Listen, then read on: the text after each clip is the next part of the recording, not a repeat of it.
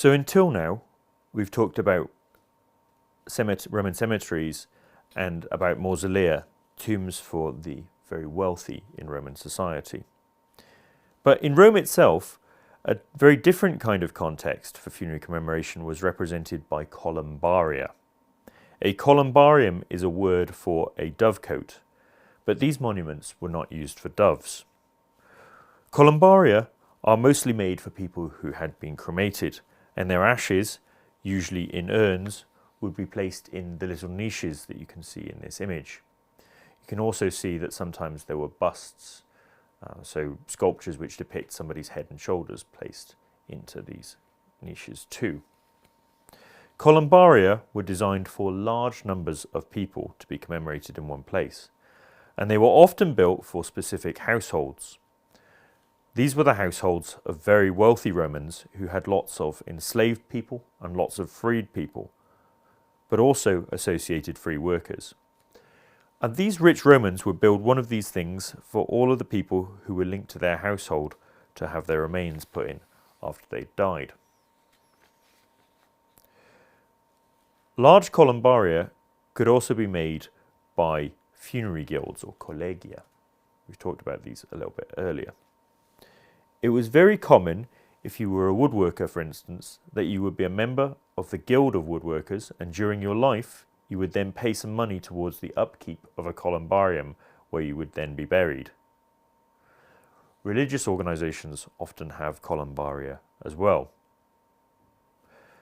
So the people who are buried in these columbaria are often those who are less well off than those who could afford large family mausolea or other more prominent tombs. I'm talking here about the kind of sub-elite, not necessarily the very poor, but the sort of mid-level Romans, especially in the 1st century AD, and these people would have often been cremated and had their ashes placed into urns, as we've already discussed. If you weren't rich yourself, it could be that you could be buried in one of these columbaria because of the connection that you had with somebody who was. Urns like the ones which people's ashes were deposited in could have further decoration on them.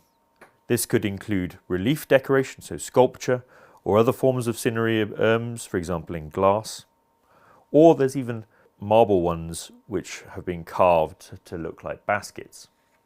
And all of this shows that how people were buried was really important to the Romans. They spent a lot of time thinking about how to appropriately bury and commemorate somebody.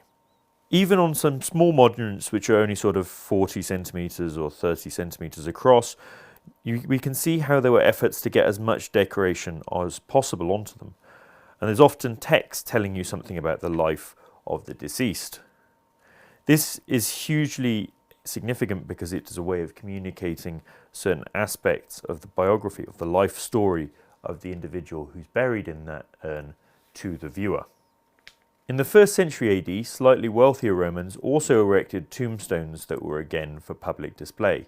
These were put up on plots of land along the streets in and out of cities, and they often have funerary busts on them. I'd like to draw your attention here to a really nice example from Rome which dates to around 80 AD. Here we can see an amazing bust of a woman wearing a stylish contemporary hairstyle. Do we really need to believe she looked this good all the time, or is she just trying to send a message that she's a good and respectable member of Roman society? This tombstone also combines something of the way that the woman or the people who set up her monument wanted her to be remembered, because her name is Cornelia Glyke. Glyke means something like sweet in Greek, and it's just been spelled a bit differently because it's in Latin. But as you can see in the image we have here, there are date palms which bear dates, sweet fruits, on the side of her tombstone, and these might be a reminder of her sweetness. If you were not cremated, then your options were slightly different. You could just be buried in the ground, or you could be enclosed in some kind of coffin. Wooden coffins were very common, but of course they don't tend to survive in the archaeological record because the wood rots away. From the 2nd century AD onwards, especially in the eastern parts of the Roman Empire and in Italy, sarcophagi became the preferred form of tomb monument. They were not invented in this period and existed since the Archaic period in the East, and every so often they were used by elite Romans in the Republic, but they become much more popular when inhumation, that's simple burial of the body without burning it, became more popular under the Roman Empire from the 2nd century onwards. A sarcophagus literally means a flesh eater in Greek. It's a stone coffin.